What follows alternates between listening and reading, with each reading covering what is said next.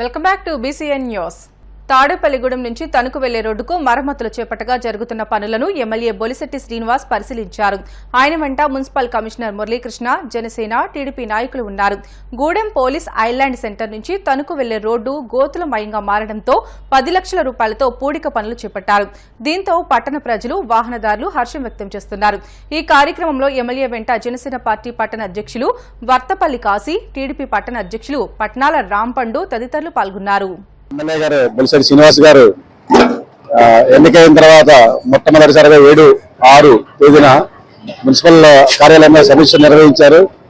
ఆయన చెప్పిన మొట్టమొదటి పని పోలీస్ ఐలాండ్ దగ్గర భీమవరం బైపాస్ రోడ్ లో రోడ్డు ప్రాచుర్యం చేయాలని ఆయన ఆదేశాల మేరకు మేము టెండర్ పిలిచి ఇమీడియట్ గా నిన్న కూడా మీటింగ్ పెట్టారు. ఈ రోజు వర్క్ స్టార్ట్ చేయడం జరిగిందండి.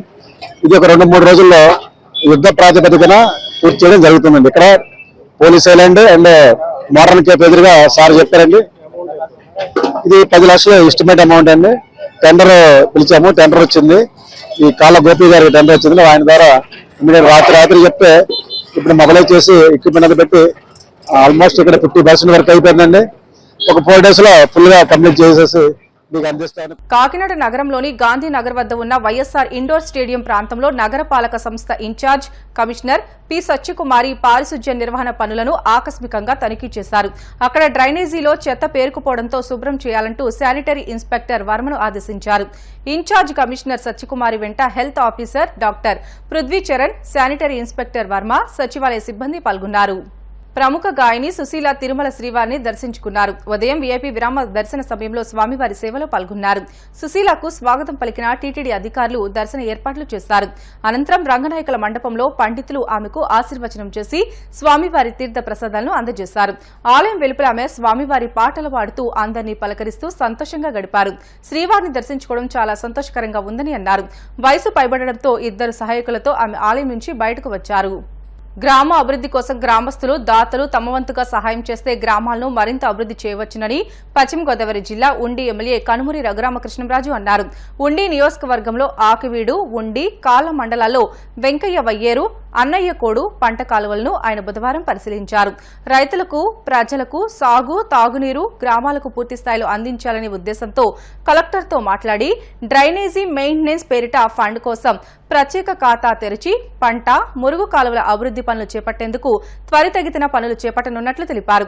ప్రాంతాల మేరకు గ్రామ తరహాలో ఉండి నియోజకవర్గంలో గ్రామాలన్నీ మోడల్ గ్రామాలుగా తీర్చిదిద్దడమే తమ లక్ష్యమని అన్నారు. ప్రజల సంపూర్ణ సహకారంతో గ్రామ పెద్దల వాళ్ళ ఎడిషనల్ సహకారం అంటే ఫండింగే కాదు, దగ్గరుండి ఇప్పుడు ఈ ఊరు ఈ 7 కిలోమీటర్లు ఇదే కాక ఇంకా చాలా ప్రాంతం మన నరసింహరాజు గారు అలా ఆ ప్రాంతానికి సంబంధించి ఇంకొంతమందిని కూడా మేమందరం కలిసి ప్రోత్సహించి ఈ పనులన్నీ మానిటర్ చేసి సాధ్యమైనంత మేరకు ఈ సీజన్లో అంటే మనకు తక్కువ రోజులు ఉన్నాయి, ఈ తక్కువ రోజుల్లో కూడా వీలైనంత ఎక్విప్మెంట్ మొబిలైజ్ చేసి మ్యాక్సిమం పనిచేసి వచ్చే సీజన్ నాటికి కనీసం ఇంకొక 3 సంవత్సరాల వరకు ఈ ఇరిగేషన్ వ్యవస్థకి ఎటువంటి ఇబ్బంది లేకుండా కార్యాచరణ అయితే రూపొందించడం జరిగింది. దాతల సహకారం కూడా వాళ్ళ ఊరు వాళ్ళు బాగు చేసుకోవాలి, వాళ్ళ చెరువులు వాళ్ళు బాగు చేసుకోవాలి, అంటే వాళ్ళ చెరువులు బాగోవాలి అంటే వాళ్ళ ఇరిగేషన్ సిస్టమ్ బాగోవాలి. దీనికి ఊహించిన దానికన్నా ఒరిజినల్గా ఈ ఐడియా రావడంలో మన నరసింహరాజు గారి పాత్ర చాలా ఉంది. ఆయన ఊర్లో ఈ ఇబ్బందులకి ఇలా చేసుకుంటున్నాము అంటే మొత్తం అంతా మనం ఎందుకు చేయకూడదు అని చెప్పి కలెక్టర్ గారితో మాట్లాడటం, ఇలాగ ఒక ఇనిషియేటివ్ తీసుకుని ఇనిషియల్గా మా స్నేహితుల దగ్గరే నేను మొబిలైజ్ చేసి మిగిలిన వాళ్ళందరినీ కూడా మొబిలైజ్ చేద్దామని అనుకుంటాం. ఏమైనా స్పీడప్ చేయాలి అంటే ఆల్రెడీ కలెక్టర్ గారు క్లియరెన్స్ ఇచ్చిన ఏరియాస్ అన్నీ మొదలైన పనులు.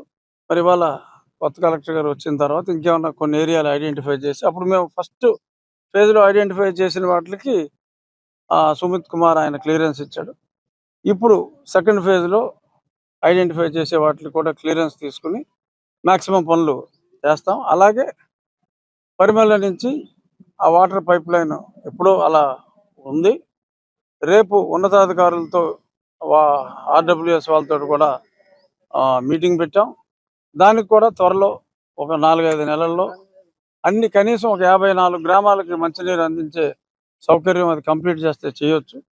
సో దాన్ని కూడా యుద్ధ ప్రాతిపదికనే చేయాలి అనేది. డ్రగ్స్ రహిత సమాజానికి ప్రతి ఒక్కరూ కృషి చేయాలని, మాదక ద్రవ్యాల రవాణాకు పాల్పడితే ఎంతటి వారినైనా ఉపేక్షించేది లేదని ఏలూరు జిల్లా Bhimadolu CI BB Ravikumar, SEB CI Girija Satyakumari పిలుపునిచ్చారు. బుధవారం అంతర్జాతీయ మాదక ద్రవ్యాల దుర్వినియోగం, మానవ అక్రమ రవాణా వ్యతిరేక దినోత్సవం సందర్భంగా భీమడోలు ఎస్ఈబీ పోలీస్ శాఖ సంయుక్త ఆధ్వర్యంలో శ్రీ వెంకటేశ్వర కళాశాల విద్యార్థులతో కలిసి డ్రగ్స్, ఉమెన్ ట్రాఫికింగ్ పై అవగాహన ర్యాలీని గ్రామ పురవీధుల్లో నిర్వహించారు. కార్యక్రమంలో భాగంగా భీమడోలు జంక్షన్ లో మానవహారంగా ఏర్పడి డ్రగ్స్ కు వ్యతిరేకంగా విద్యార్థులు నినాదాలు చేశారు. ఈ సందర్భంగా భీమడోలు ఎస్ఈబీ సీఐ గిరిజా కుమారి, సీఐ రవికుమార్ మాట్లాడుతూ జూన్ 26 అంతర్జాతీయ మాదక ద్రవ్యాల వ్యతిరేక దినోత్సవం నిర్వహిస్తున్నామని, మత్తు పదార్థాలకు అలవాటు పడి జీవితాలను నాశనం చేసుకోవద్దని సూచించారు. ఈ కార్యక్రమంలో Bhimadolu SI Sudhakar, SEB SI G V Lakshmi పాల్గొన్నారు. జూన్ 26 అంతర్జాతీయ మాదక ద్రవ్యాల వ్యతిరేక దినోత్సవం మరియు మానవ అక్రమ రవాణా వ్యతిరేక దినోత్సవం కూడా. ఈ రోజు నిజానికి ఇది ప్రతి సంవత్సరంలో ఒక రోజు కాదు, ప్రతి రోజు అవేర్నెస్ గా ఉండవలసిన సమయం ఇది. ఇదివరకు నార్కోటిక్ డ్రగ్స్ అంటే కొకైన్, హెరోయిన్ అలాంటి కాస్ట్లీ డ్రగ్స్ పెద్ద పెద్ద సిటీస్, మెట్రో సిటీస్ లో పబ్లోనే ఉండేవి అని అనుకుంటున్నారు. కానీ ఇటీవల కాలంలో గంజాయి పెద్ద పెద్ద సిటీలకే కాదు, మార్మల్ ప్రాంతాల్లో హై స్కూల్, కాలేజ్, చివరికి బిలో హై స్కూల్ పిల్లలు కూడా అలవాటు పడిపడుతున్నారన్న వార్తలు చాలా ఆందోళన కలిగిస్తున్నాయి. ఇది స్కూల్ నుంచే అవేర్నెస్ ప్రోగ్రామ్ స్టార్ట్ చేసి గత 5 సంవత్సరాలుగా కూడా అవేర్నెస్ ప్రోగ్రామ్ స్టార్ట్ చేసి ఇప్పుడు కూడా గంజాయి మీద ఉక్కుపాదం మోపడానికి గవర్నమెంట్ సిద్ధంగా ఉంది. దీని మొదలుగా ముఖ్యంగా పిల్లలు, చదువుకునే పిల్లల్ని అవేర్ చేస్తే గంజాయి, మత్తు మందులు బానిస అవ్వకుండా వాళ్ళ భవిష్యత్తు బాగుండడం కోసం, మన దేశ భవిష్యత్తు కోసం ప్రతి ఒక్కళ్ళు ఇది ఒక సామాజిక రూపంగా కృషి చేయాలని కోరుకుంటున్నాం. ఎవరికైనా సరే గంజాయి, మత్తు మందుల గురించి ఎవరికైనా ఇన్ఫర్మేషన్ ఉంటే పోలీస్ డిపార్ట్మెంట్ కానీ, మా ఎక్సైజ్ డిపార్ట్మెంట్ కానీ, స్పెషల్ ఎన్ఫోర్స్మెంట్ వీరికి కానీ ఇన్ఫర్మేషన్ ఇస్తే మేము తగు చర్యలు తీసుకుంటాం. డ్రగ్స్ కి వ్యతిరేకంగా ప్రతి ఒక్కరికి అవగాహన కల్పించడంతో పాటుగా మాదక ద్రవ్యాల లేనటువంటి సమాజాన్ని నిర్మించడంలో భాగంగా ప్రతి ఒక్కరూ వారి వంతు పాత్ర పోషించడానికి గాను ఈ కార్యక్రమంలో అవగాహన కల్పించడం, అదేవిధంగా వాళ్ళని భాగస్థులు చేయడం కూడా జరుగుతుందండి. ఈ రోజు వీళ్ళకి ఒక చిన్న ఎడ్యుకేషన్ ప్రోగ్రామ్ కూడా ఎక్సైజ్ డిపార్ట్మెంట్ ఆధ్వర్యంలో కండక్ట్ చేయడం జరిగింది. అలాగే ఈ డ్రగ్స్ కి సంబంధించిన ఇన్ఫర్మేషన్ కానీ, అదేవిధంగా గంజాకి సంబంధించిన ఇన్ఫర్మేషన్, అలాగే మానవ అక్రమ రవాణాకి సంబంధించినటువంటి ఇన్ఫర్మేషన్ ఏదున్నా కానీ పోలీస్ వారి తరపు నుంచి తీసుకోవాల్సినటువంటి చర్యలకు సంబంధించి మేము ఎల్లప్పుడూ సిద్ధంగా ఉంటాం. వార్తలు ముగించే ముందు ముఖ్య అంశాలు మరొకసారి. పంచాయతీరాజ్ ఉద్యోగులతో ఉప ముఖ్యమంత్రి పవన్ కళ్యాణ్ సమీక్ష, ఉద్యోగుల సమస్యలతో పాటు శాఖలోని లోటుపాట్లపై ఆరా. కడప జిల్లా దిగువపల్లి నుంచి తిరుమలకు టీడీపీ నాయకుల పాదయాత్ర, పుత్తా చైతన్యరెడ్డి ఎమ్మెల్యేగా గెలుపొందడంతో మొక్కు చెల్లించుకున్న నాయకులు. మాదక ద్రవ్యాల వల్ల కలిగే నష్టాలపై అవగాహన ర్యాలీ, ముఖ్య అతిథిగా హాజరైన జంగారెడ్డిగూడెం డీఎస్పీ రవిచంద్ర.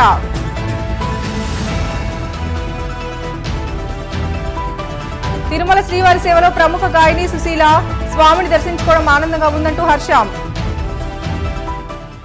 ఇవి ఇప్పటి వరకున్న బులెటిన్లోని అప్డేట్స్. మరిన్ని లేటెస్ట్ అప్డేట్స్ కోసం చూస్తూనే ఉండండి BCN న్యూస్.